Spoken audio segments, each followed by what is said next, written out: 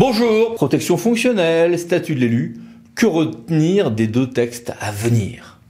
Alors, un premier texte a été déposé par François-Noël Buffet et Françoise Gatel, à qui nous serons tout à l'heure, et d'autres collègues en mai 2023, qui visait à rendre plus automatique la protection fonctionnelle des élus sans délibération dans certains cas, renforcer des peines encourues par les auteurs de violences dont les élus seraient victimes, un dépaysement d'affaires au contentieux qui concernerait les élus.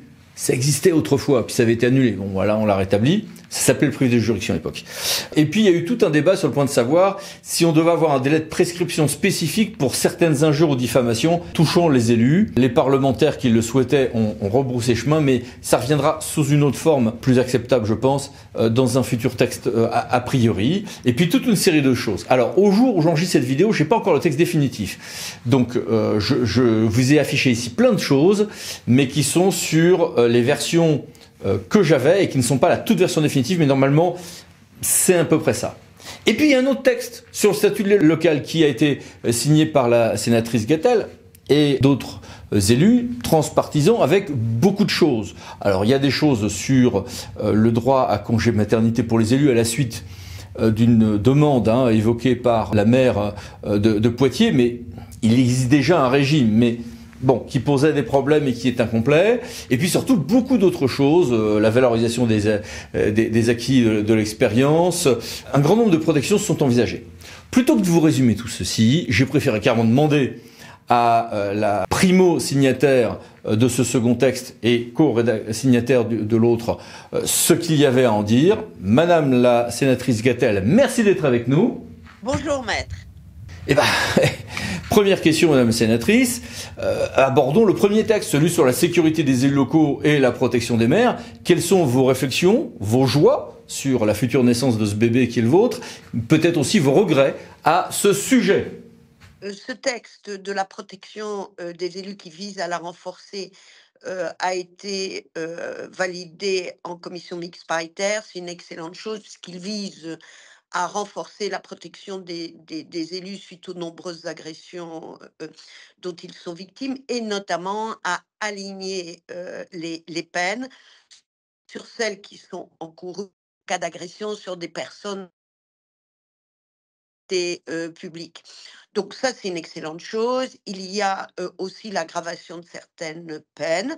Ensuite, il y a la délocalisation de la gestion des affaires en cas de procès impliquant un élu local. Et ça, c'est très important parce qu'on a vu des situations difficiles.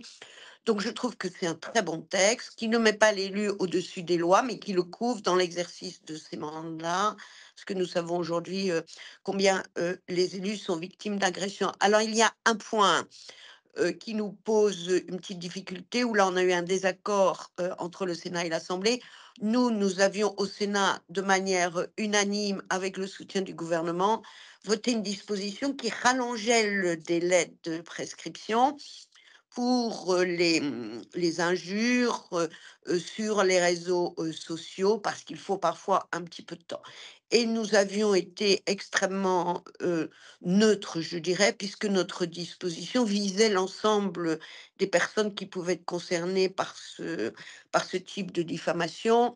L'Assemblée a recentré uniquement sur les élus, donc ça a posé un problème. Il y a eu un tollé de la presse, donc cette disposition n'a pas pu être adoptée. Je pense il faudra veiller à reprendre ce sujet parce qu'il ne s'agit pas de mettre en cause la liberté de la presse.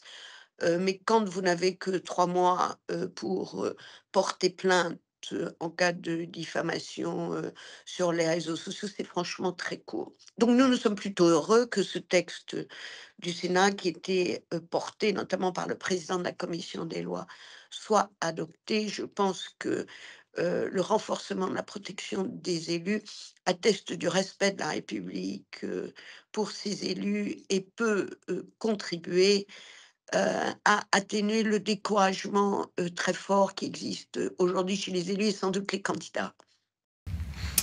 Et pour l'autre texte, nous savons que vous avez déjà l'accord a priori du gouvernement, c'est public, sur certains points importants.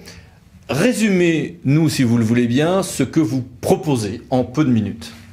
Effectivement, le Sénat va examiner mardi une proposition de loi sur le statut de l'élu que j'ai déposée en janvier et qui aujourd'hui est co-signée par 309 sénateurs, ce qui veut dire que nous sommes sur un texte transpartisan et un portage très fort du Sénat.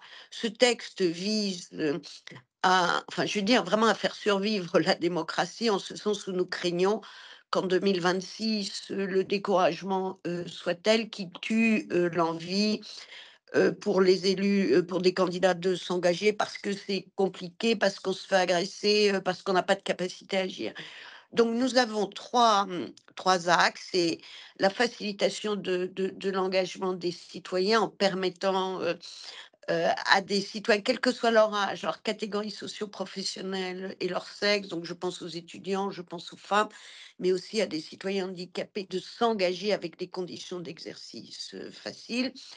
Nous souhaitons que, effectivement, un élu qui se trouve en congé maladie, en congé maternité, puisque le sujet a été très médiatisé, ou en congé d'adoption, ne perde pas de niveau d'indemnité. Donc, nous proposerons une compensation différentielle quand il y a un congé maladie ou maternité entre les indemnités journalières et l'indemnité initiale, pour qu'il y ait une cohérence, une constance, une continuité de revenus, comme cela se fait dans le privé. Nous allons aussi proposer des dispositions sur la responsabilité pénale des élus, notamment d'intérêt public et intérêt public. Et le dernier volet, qui est sans doute le plus novateur, c'est celui de la fin du mandat. Quand les élus arrêtent leur mandat, soit de manière volontaire ou à l'insu de leur plein gré, si je puis dire, pour garder un peu d'humour, quand ces anciens élus ont travaillé ou avaient un emploi dans le secteur privé, ils se retrouvent absolument sans parachute, avec un atterrissage brutal dans leur vie professionnelle. Donc nous voulons valider les acquis de l'expérience, permettre qu'il y ait une indemnité différentielle, comme les gens ont une allocation chômage à la sortie, enfin quand ils à la sortie d'un emploi, et puis qu'ils puissent avoir accès, comme tout le monde, à des concours, de la fonction publique. Donc c'est un soutien à l'engagement, une sécurité, une reconnaissance, du travail fait par les élus, aussi par une revalorisation des indemnités, d'élus, par la possibilité d'indemniser les conseillers délégués, par la systématisation des frais de déplacement. Pour faire simple, maître, ce texte dit que la République n'a pas de prix, elle a un coût, et qu'il faut que nous en parlions sans tabou, et que si, la République française n'a pas d'élus, locaux, elle est totalement paralysée et hémiplégique, si je puis dire, car l'État à lui seul ne remplira pas ses obligations en matière, d'action publique. Oui, et l'avantage de l'élu local, c'est qu'il a portée de baffe des citoyens, donc ça l'oblige à rester concret. Et ça l'oblige à avoir des résultats. Absolument, maître.